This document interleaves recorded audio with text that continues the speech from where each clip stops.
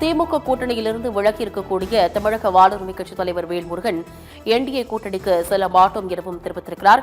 இந்நிலையில் தமிழக வாழ்வுரிமை கட்சியின் அடுத்த நிலைப்பாடு தமிழக அரசியலில் பேசுபொருளாக மாறியிருக்கிறது. இது தொடர்பாக தமிழக வாழ்வுரிமை கட்சியின் தலைவர் வேல்முருகன் அளித்த பேட்டியை பார்க்கலாம்.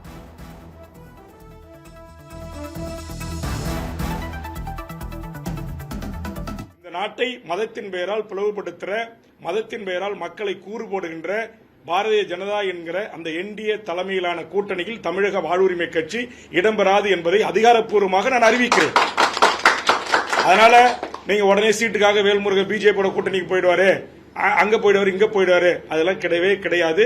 நாங்கள் எங்கள் கட்சி கூடி நாங்கள் இங்க வந்து வருகை தந்திருக்கிற ஆதரவு தெரிவித்திருக்கிற அரசியல் கட்சிகள் அமைப்புகளோடு கலந்து பேசி எத்தனை தொகுதிகளில் போட்டியிடுகிறோம், யாரோடு கூட்டணி வைத்து போட்டியிடுகிறோம், அல்லது யாரோடு தொகுதி உடன்பாடு மட்டும், தேர்தலுக்கு மட்டுமே தொகுதி உடன்பாடு, தேர்தல் முடிந்தவுடன் அது அவர்களோடு எந்த ஒட்டு உறவும் இல்லை, எங்களுக்கென்று கொள்கையை முன்னிறுத்தி தேர்தல் பாதையை முடித்துக்கொண்டு மக்களுக்கான அரசியல் பாதையை பயணிப்பதை எல்லாம் குறித்து நாங்கள் விவாதித்து முடிவெடுத்து அறிவிக்க இருக்கிறோம்.